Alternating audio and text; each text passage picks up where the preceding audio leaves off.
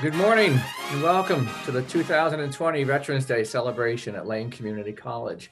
My name is Marty Hannafin and I have the pleasure of serving LCC as its Vice President for Finance and Administration. Veterans Day is always a special day for me and one that brings back memories of my small hometown in Vermont, where I remember as a teenager the Veterans Day and Memorial Day parades at which Mr. Morrow was given special honors near the end of his life as a distinguished World War I veteran. My brother and I are both graduates of a military college in Vermont, Norwich University, the nation's oldest private military college, where we were members of the Corps Cadets and the regimental band. So of course, this day also brings back many, many memories of early morning formations in preparation for the events of this day. My brother went on to serve as an intelligence officer in the Air Force, and I followed on active duty with the Army as a lawyer in the JAG Corps. So thank you for joining us this morning, and thank you for the appreciation and the respect your attendance today shows for our veterans, their service, and their sacrifices. Following our ceremony this morning, we invite you to stay on the call to join our Maxwell Student Veterans Center staff, who will host an informal virtual reception for our veterans and guests to better connect and learn more about the center and each other. And if you do not already know the life and service of Medal of Honor recipient Robert Maxwell, for whom the Maxwell Center is named, I do hope you'll take a few minutes today to do so and send a thankful prayer to Mr. Maxwell and the many other veterans we have lost. But now on with today's ceremony. Veterans Day is a day set aside each year to honor those who have served our nation. It stands apart from Memorial Day, which is a solemn day we honor those who gave their lives in service to our country. But today we honor all our veterans, and in doing so, we can't forget to acknowledge those who cannot be with us to celebrate this day. We'll now observe a moment of silence as we remember the service and sacrifices of our prisoners of war, those missing in action, and those killed in action.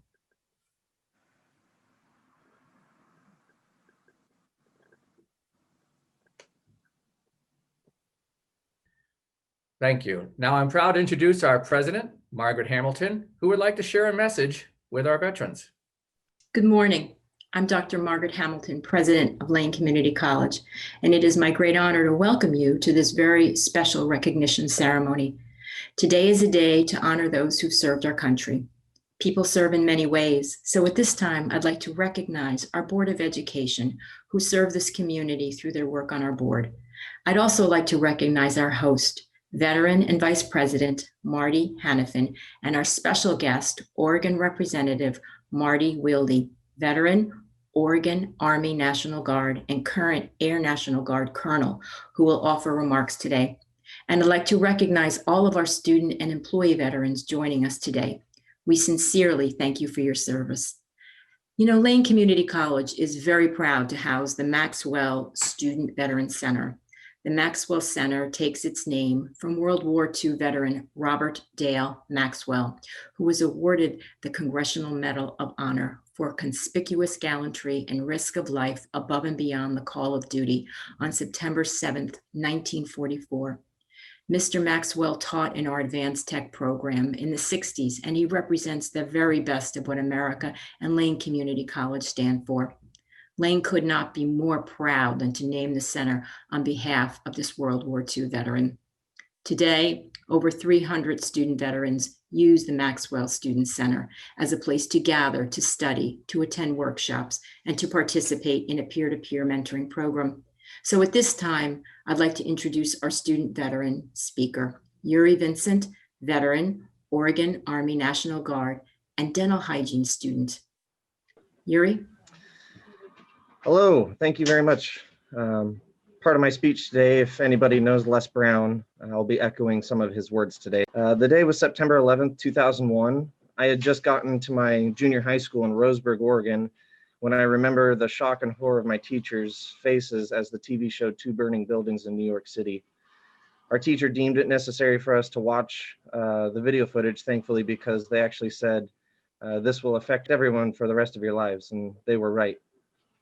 After high school, I joined the infantry, where our motto was follow me. I grew up poor and wanted to go to college, but didn't want to go into debt. As a young man, I felt a pull to serve my country after being witness to the terrorist attacks and many before me going into service. Therefore, I decided to join the Army National Guard. I'll never forget the moment I came to grips with my mortality. The drill sergeant at basic training pointed me and said, "Contact 12 o'clock, you're dead." Only then did I realize if this was real, I actually was dead. And just like that, everything happens in a flicker. It was there at basic training that I quickly learned what it meant to have leadership, LDRSHIP, loyalty to a cause greater than myself, duty to my fellow man, respect for those that came before me and those that came after me, selfless service to the unfortunate and ill-gotten, honor to myself and my lineage, integrity when no one is looking, and of course, personal courage when my time comes for the ultimate sacrifice. In the armed forces, we develop a tough mental attitude. We've pushed our bodies and our mind to the breaking point and sprinted past that point into the unknown. Many people know a veteran by their posture or how they hold themselves, they say. This tough mental attitude goes on to serve us for the rest of our lives. Going to college is much like going to basic training, but a little bit less physical.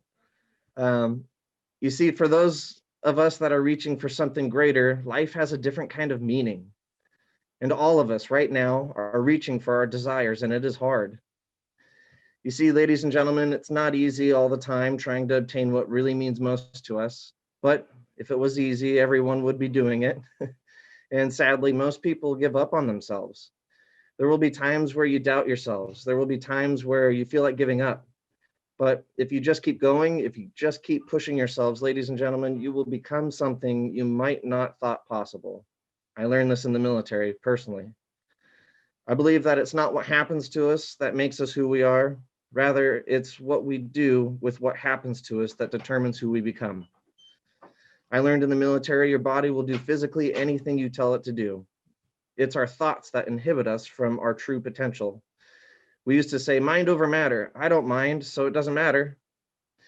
We all need to exhibit the same mental toughness going to college. I don't mind so much, so it really doesn't matter. See, with the proper why, we can overcome any how. Don't get caught up on how you feel about it. Someone once said, at the end of your feelings is nothing, but at the end of a principle is a promise. Remember, you don't mind, so it doesn't matter. So what are we going to do? We're going to stay late after class. As students, we're going to ask the questions others won't ask. Don't be hesitant to get the right answer. Don't be afraid to fail. Fail often and fail early. If you fall down, fall on your back, because if you can look up, you can get up. Our time in life is limited. Find what you love. The only way to be satisfied in life is to do great work. And the only way to do great work is to love what you do. In conclusion, I want us to live our lives in passion because tomorrow is never guaranteed. Thank you, ladies and gentlemen. I'll see you at the top. Thank you, Yuri. Thank you so much for those comments. I love the line where if you can look up, you can get up. And I hope others really heard what you said today, because the spirit that animated your comments clearly brought you to the military and continues to animate and lead your life, and also demonstrates just how much our veterans continue to serve to their communities beyond their time in service. So thank you again. I really enjoyed your comments, and best of luck to you in your studies. And thank you for being on campus and following through with all your hard work. Today, everyone, we honor our student veterans, such as Yuri at LCC, and we honor all the veterans who continue to give their expertise and skills and who continue to improve their communities. As I said, I think you heard that in Yuri's comments, and it speaks so well to all of our veterans as they continue to serve their families, their communities, both in uniform and not. We're fortunate this morning to have with us, as part of the ceremony, one such veteran, and he is State Representative Marty Wilde. Representative Wilde has more than 26 years of military service and served in both the Oregon Army National Guard and the Air National Guard, where he currently continues to serve as a colonel. During his service, Representative Wilde has served as chief rule of law in Afghanistan, helping to rebuild the Afghanistan's justice system. And he was awarded a Bronze Star for his service. He also has deployed in support of peace operations in Bosnia to the Middle East as a military prosecutor in the NORAD Air Operations Center. He currently serves as a colonel in the Air National Guard. He was elected to the state legislature in 2018, and prior to that served as executive director of the Lane County Medical Society. And in addition, he has held numerous other community volunteers position, again, exemplifying just how much our veterans serve both in uniform and beyond. We thank Representative Wilde for his long military and civic service. While Representative Wilde could not be with us today, he has shared a recorded message for our LCC student veterans. I'm Marty Wilde, the state representative for the areas encompassing LCC and the University of Oregon. I'm also a colonel in the Air National Guard. My active and reserve duties have included 3 deployments, and now I'm assigned to the Air Force Special Operations Command. But today, I'm not here to talk about war, but to talk about service and commitment. I'd like to start with a quote from a great man of peace, Martin Luther King Jr. "If a man hasn't discovered something he will die for, he isn't fit to live." It took me a while to figure out what that was for me. I was born in student housing at the University of Oregon, and my mom used to take me as a baby when she taught the high school completion program at LCC. For the first half of my childhood, we were quite poor, living out in Blatchley, still one of the poorest zip codes in the state, with some of the lowest access to services. But my parents believed in public education, and our community and state did as well. Whether it was funding Triangle High School enough to ensure that kids like me could get a public education, or my neighbor Carol Handy tutoring me in algebra, I benefited from people who were committed to serving their community in education. My own service started 26 years ago. After I graduated, I didn't really know what I wanted to do with my life, but I knew I wanted to serve, so I enlisted in the National Guard. When I came back from training as an infantryman, I finished my law degree at the University of Oregon and went on active duty for 4 years as an officer. When I finished there, I decided I wanted to develop my skills further, so I went back to school at another public university, the University of Houston, for a year to specialize in health law. I continued in the reserves thereafter and deployed, prosecuting cases in the Middle East, hunting war criminals in Bosnia, and leading a team helping Afghans rebuild their justice system. On every assignment, I worked with veterans committed to service to our country and locals committed to serving their countries. Finally, when I came back from my last deployment, I knew that it was time to go back to school part-time and to make another career change. So while I've probably taken it to an extreme, I think I can honestly say my career has alternated between service and schooling. Thank you for continuing to develop your skills by returning to school, and to those faculty out there for serving your community through education. Students, whether you return to the military after your schooling or stay in civilian life, I hope that you find the opportunity to serve again. As former Labor Secretary Robert Reich put it, true patriotism isn't cheap. It's about taking on a fair share of the burden of keeping America going. Why do we honor veterans today? We honor them, and we honor ourselves, because we decided that the thing we would die for, if called to do so, is our country and the ideals it represents. That is true patriotism. As you've probably heard before, we wrote a blank check to Uncle Sam, payable with our lives. But it's not just a piece of land we swore to protect. It's the Constitution, the statement of our national ideals. Our country isn't perfect. We often fail to live up to those ideals, but we continue to try. Our nation is emerging from a time of trial. Forces, both internal and external, have tried to promote division in our society.